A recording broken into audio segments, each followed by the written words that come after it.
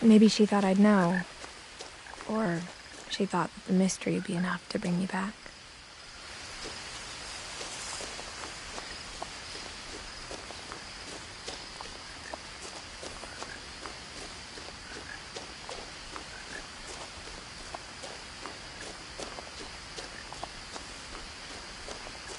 No one had driven this way in a long time, but I saw a few hoof prints.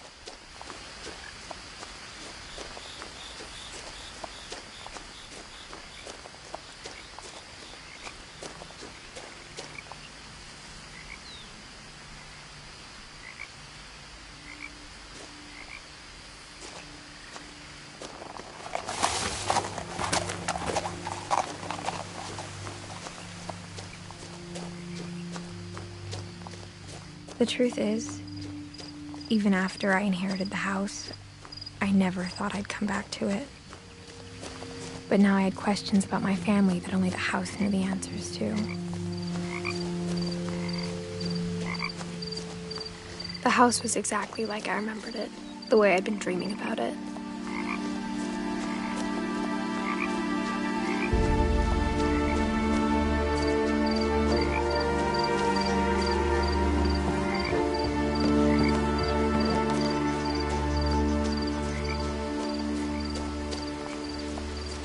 As a child, the house made me uncomfortable in a way I couldn't put into words.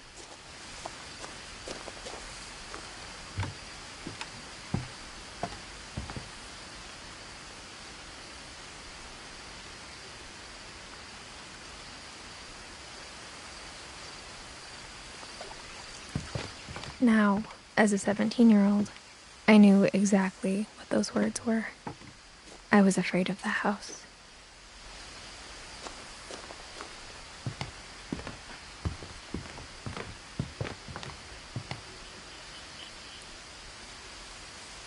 I hoped the key might unlock the front door.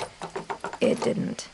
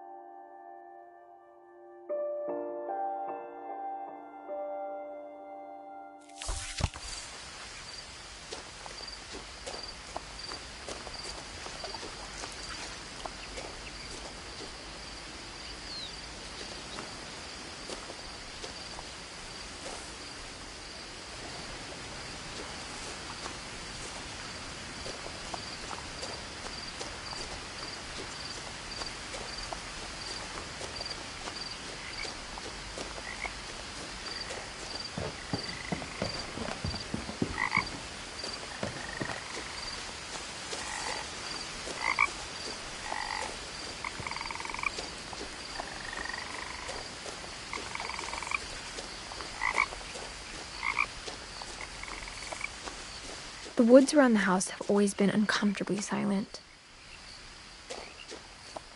As if they're about to say something, but never do.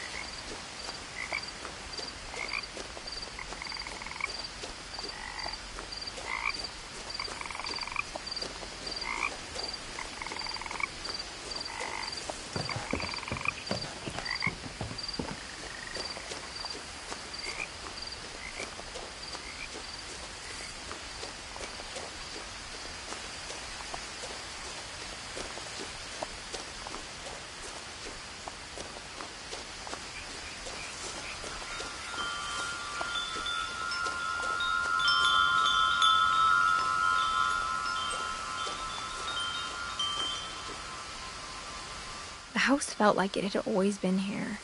Even the swing set was older than my mother.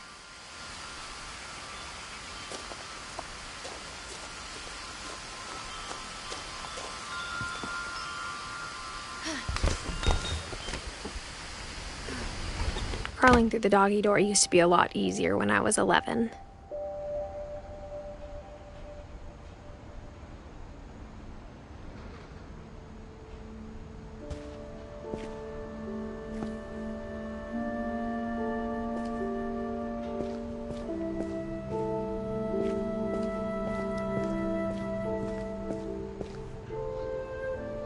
The power had been turned off the night we left.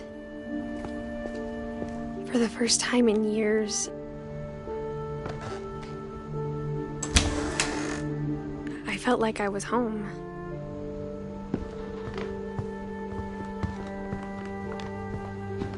Nothing in the house looked abnormal. There was just too much of it, like a smile with too many teeth. Edie told me once that every Finch who ever lived is buried somewhere in the library.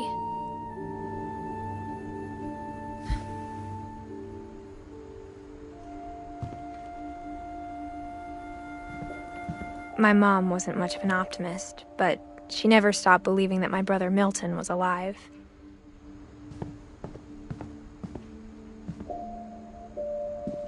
After Milton disappeared, Mom sealed up all the bedrooms.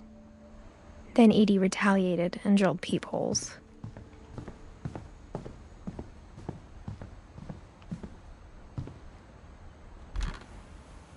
My Grandpa Sam spent 7 years sharing a room with his dead brother, Calvin.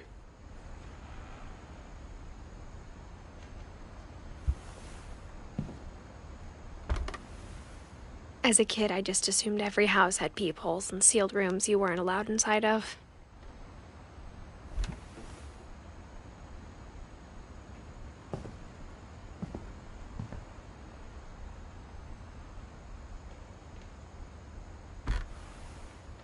The last time I was in Edith Sr.'s room, I was 10 and she was painting my portrait.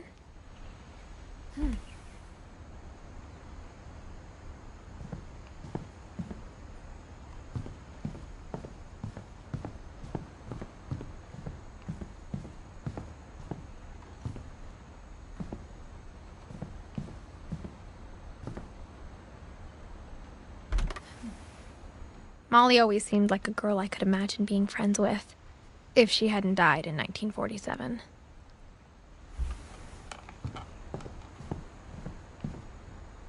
I spent a lot of time playing in Great Uncle Walter's room.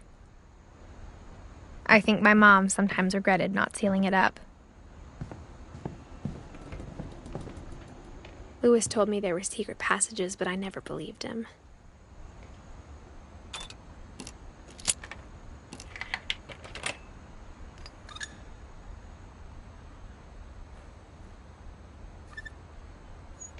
Turns out, my mom was really good at keeping secrets.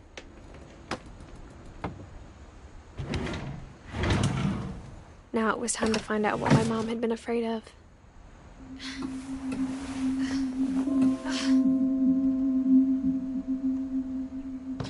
Reading this, maybe it sounds like I had a plan. But I had no idea what was behind that door.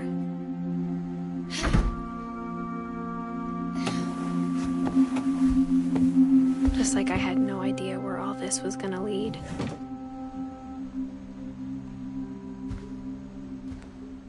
I grew up looking at Molly's room through the peephole. Being inside for the first time, I felt like I'd stepped behind a painting.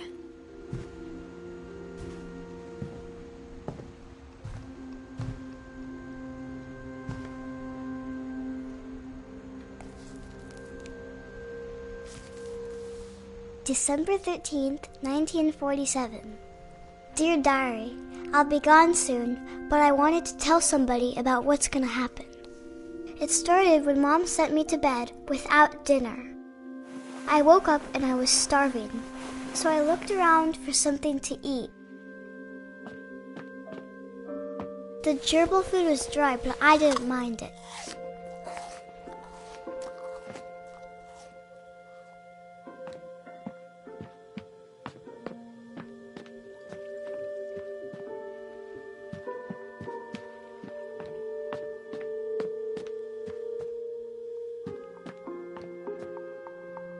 My Halloween candy was all gone.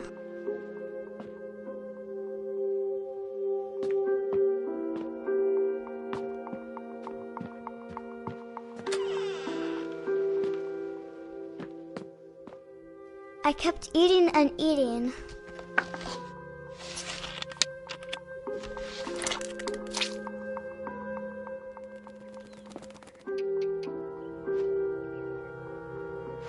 I ate a lot of things that night.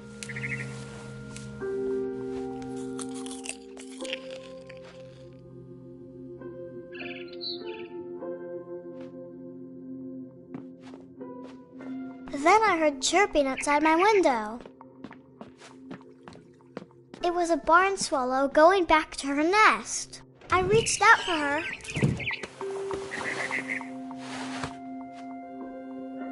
And suddenly, I was a cat.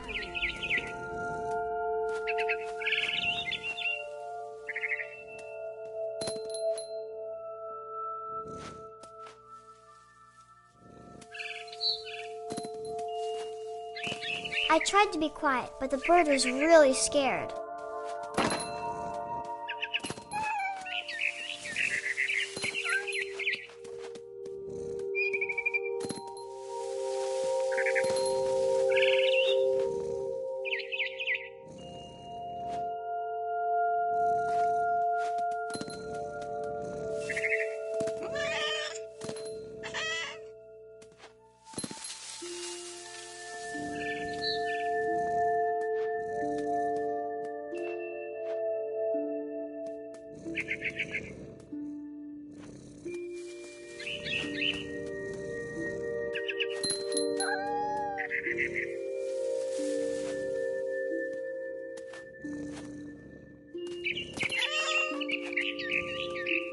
I jumped and I almost got her.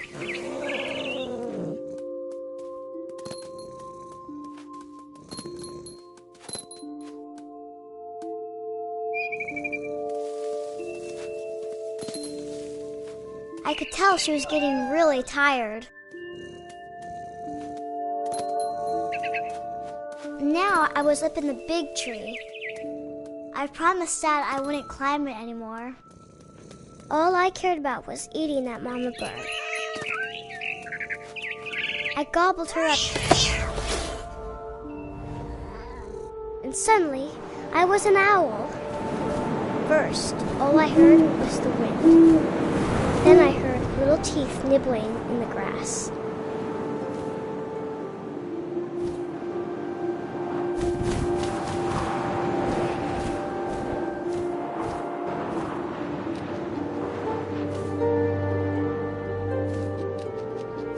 Rabbits.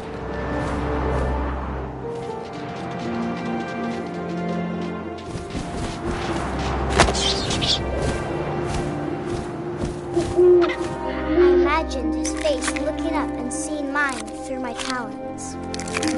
I swallowed him up, and I didn't chew one bit. Then I flew off to find something bigger.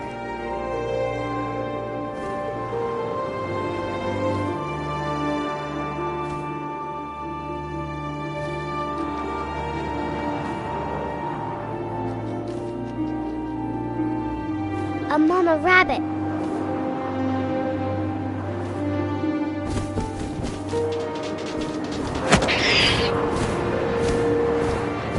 She was almost too big to carry. I started choking, but I couldn't stop eating. And suddenly, I was a shark.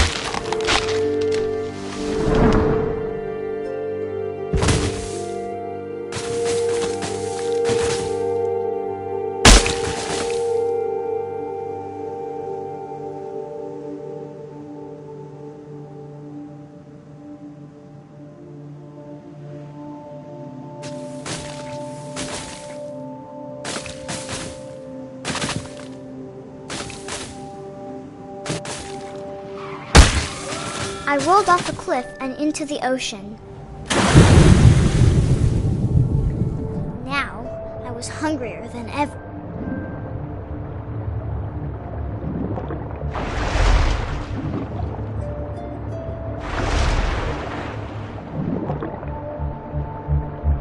I wanted fat, juicy seals.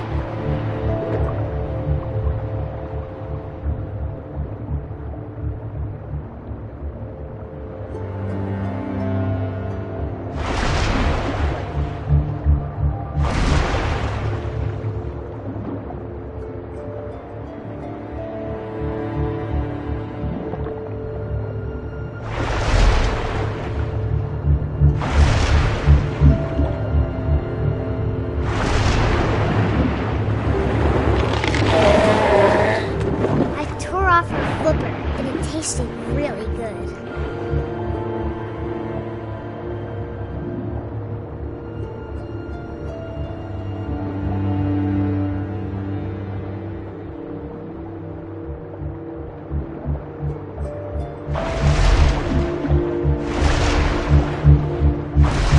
Grabbed on tight.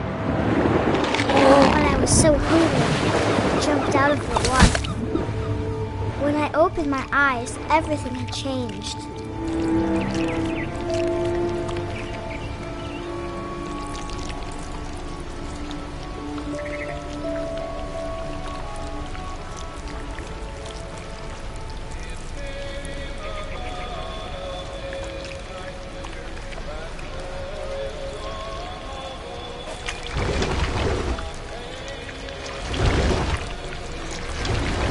was a monster, and I smelled people everywhere.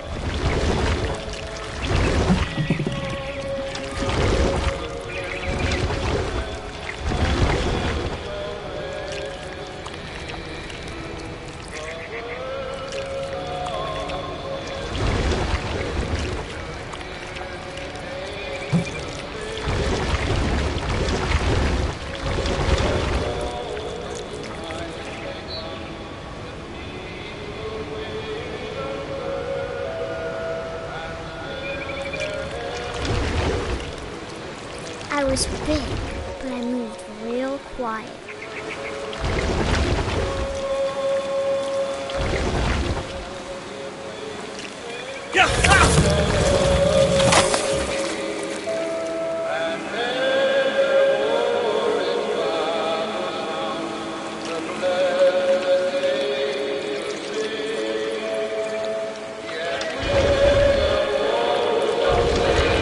I wanted to stop, but also I didn't.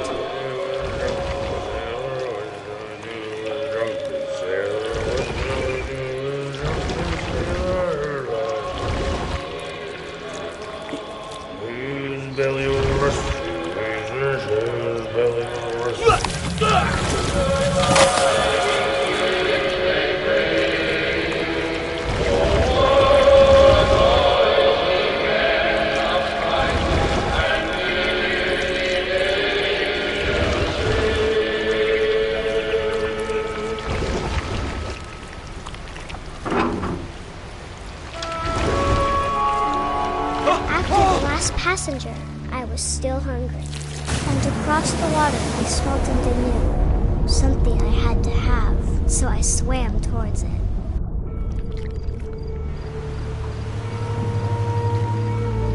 I slithered onto the sand, and the good smell went into an old pipe.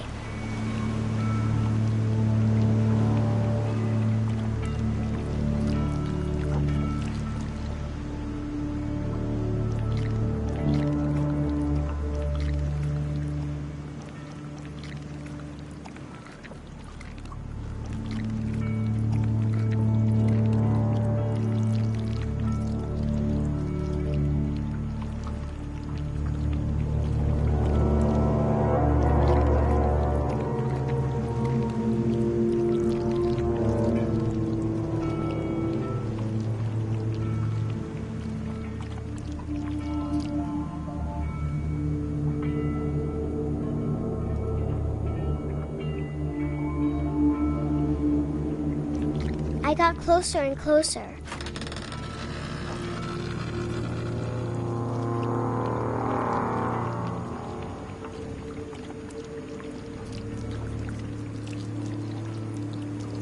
All of my stomach started growling. And suddenly, I was me again. I held my breath for a long time, but I couldn't hear anything. I think it's waiting for me to fall asleep. But it's not going to wait much longer. It needs to feed, and we both know I will be delicious.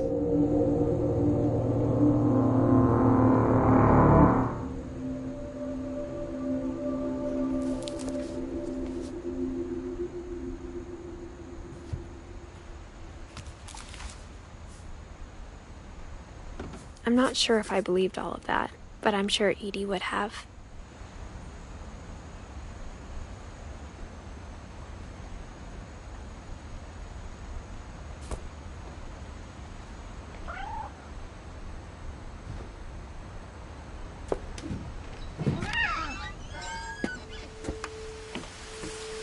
This will be obvious later, but my mom never told me any of these stories. Edie would have, but Mom didn't like bringing up the past. Though, when we adopted a stray kitten, she was the one who named it Molly.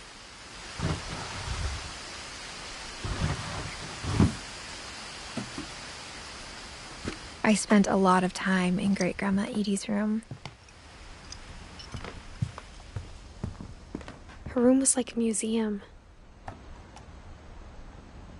For 500 years, the Finches have been famous throughout Norway for their fortune and misfortune. Odin Finch buries the latest victims of the family curse, his wife Ingeborg and their newborn son, Johann.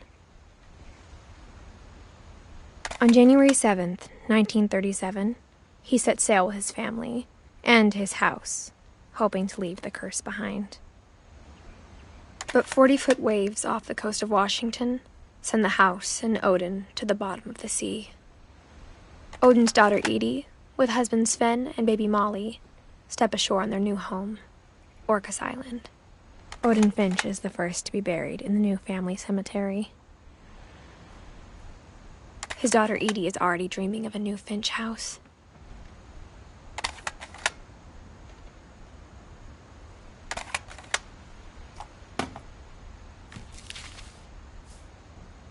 Whatever's wrong with this family, it goes back a long ways.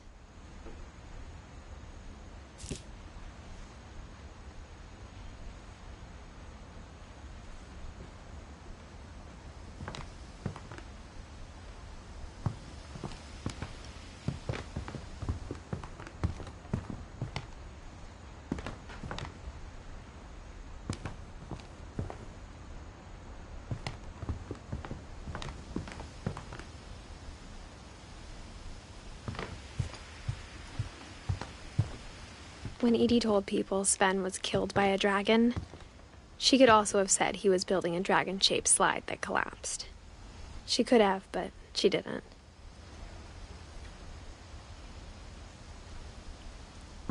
Even in her 90s, sometimes Edie seemed a lot younger than my mother.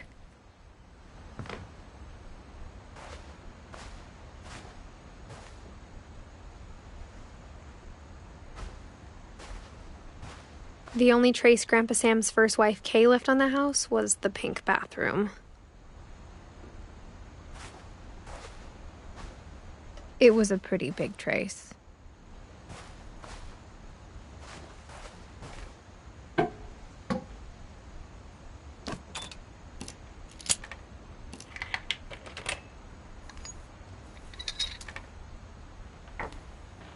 There's a secret in this bathroom. It's in the last place you would look. It isn't in the cupboard. It's hidden in this book.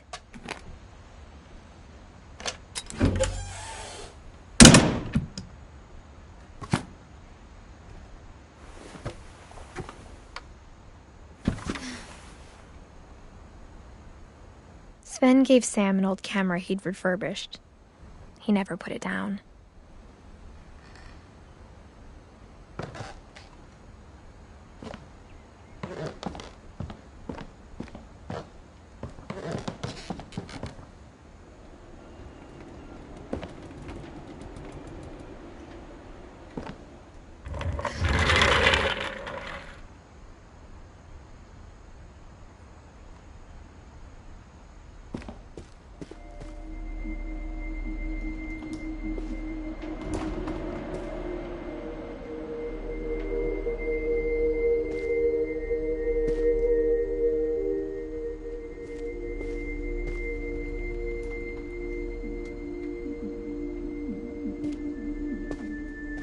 I knew Grandpa Sam had a twin.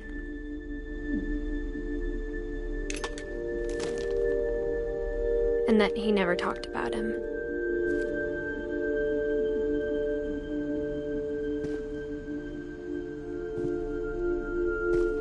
I guess my grandpa didn't like history any more than my mom did.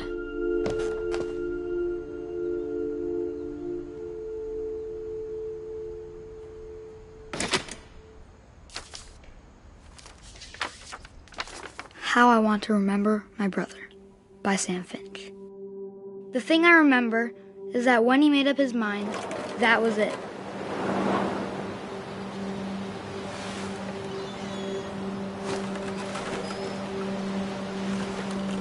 My brother said he'd die before he ate another mushroom, and he did. At Barbara's funeral, we swore we'd never be afraid again, and he wasn't. I think Calvin always wanted to fly.